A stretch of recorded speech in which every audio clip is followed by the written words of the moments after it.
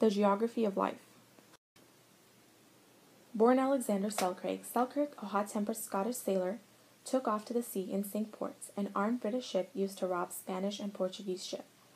Tired by the reckless behavior of the 21-year-old captain, Selkirk demanded that he be put ashore at the Juan Fernandez Islands with a few basic goods, including a Bible, tobacco, firewoods, and clothes.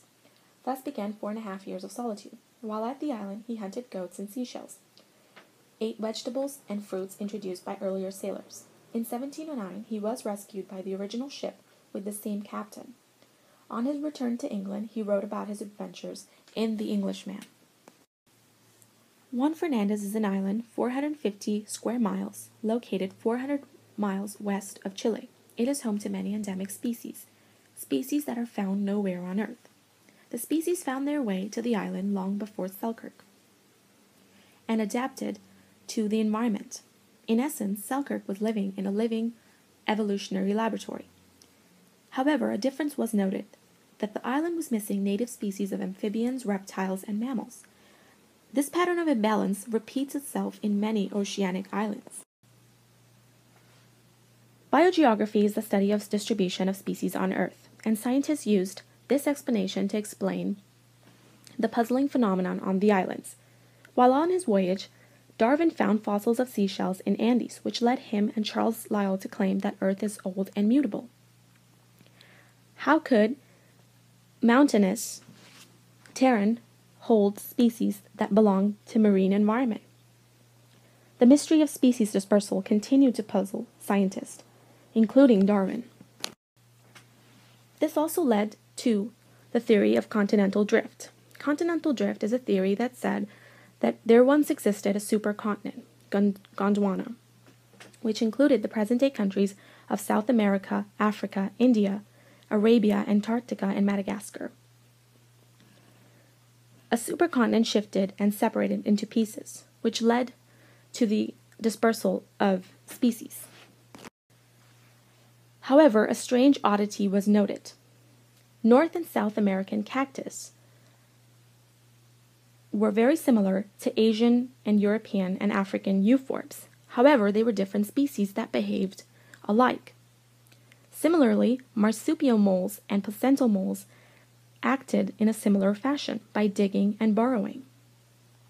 What led to this oddity puzzles scientists even more. Convergent evolution answered the questions of many of the scientists. Convergent evolution states that species that live in similar habitat will exhibit similar pressures from environment and thus evolve similar adaptation or simply converge. The three tenets are speciation, which is an inability of species to interbreed, natural selections, or the pressure or stresses from the environment that mold species to better adapt to their environment, and common ancestry. Common ancestry is explained by the fact that even though animals in a similar habitat behave in a similar manner, they are not the same species, as evident by the key differences that they exhibit. For example, a polar bear and a snowy owl. Perhaps the best example of convergent evolution is in the island and continental assemblages of species.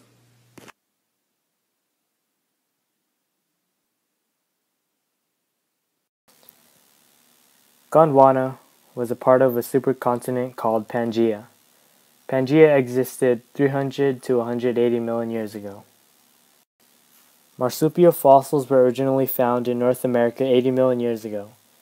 As time progressed, fossils were being found in more southern regions, such as South America and Australia.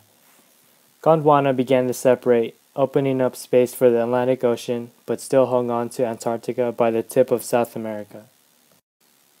So how did marsupials end up in Australia? They moved through South America and Antarctica through the Bering Land Bridge, bringing them into Australia. Based on a hypothesis, marsupial fossils were expected to be in this region with an age of 30 to 45 million years old. This explains the different species at different locations, but with similar traits. Two main mammals were marsupial mammals and placental mammals. Marsupials had pouches with undeveloped young.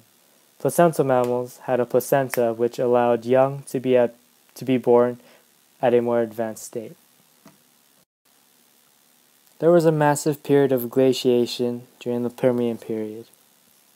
Glaciers that picked up rocks and pebbles scratched the surface, revealing the direction of movement. This explains why the fossils of Glossopteris have been found throughout southern continents. These leaves were then carried along with the continents and found in areas that were cool, where temperate, deciduous trees were likely to be found. Islands. There are two types of islands. Continental islands. Those islands once connected to a continent but later separated either by rising sea levels that flooded former land bridges or by moving continental plates. The British Isles, Japan, Sri Lanka, and Madagascar are all examples of continental islands. Madagascar, as shown on the right, has drifted from Africa.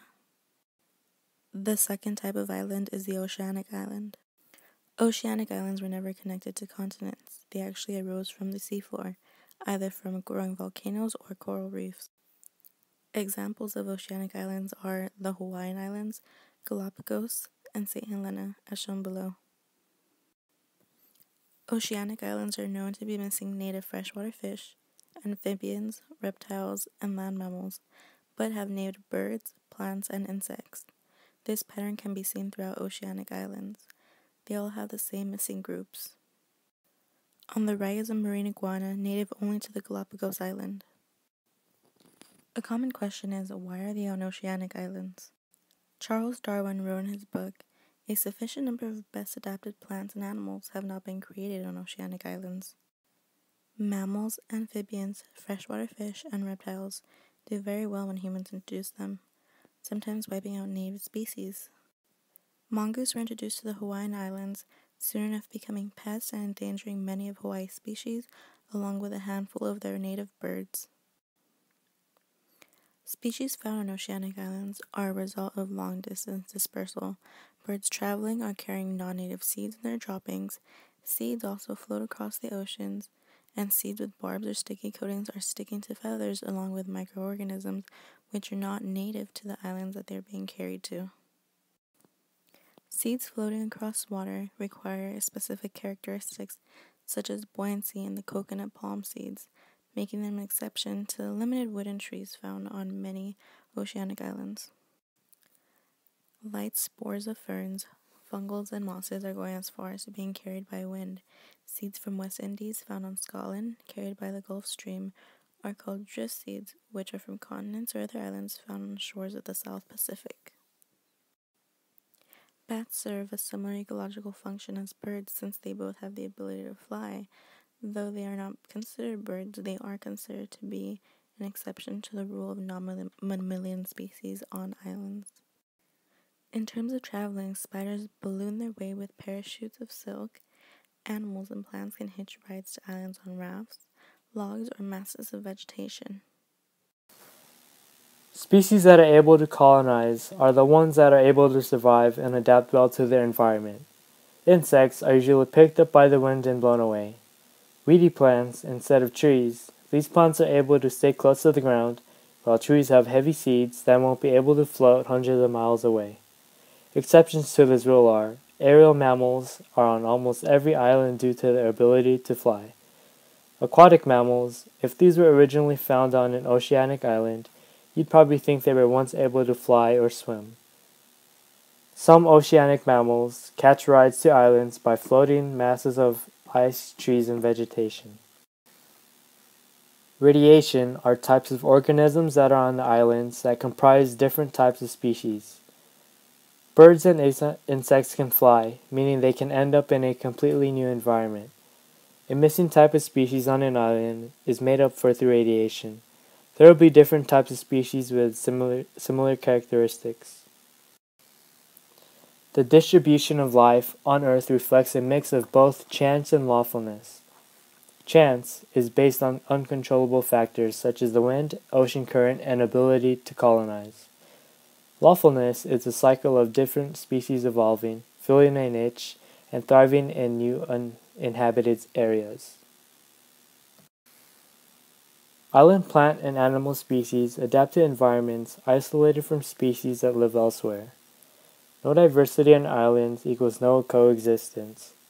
Fragile species, humans destroy ecosystems that indigenous life requires.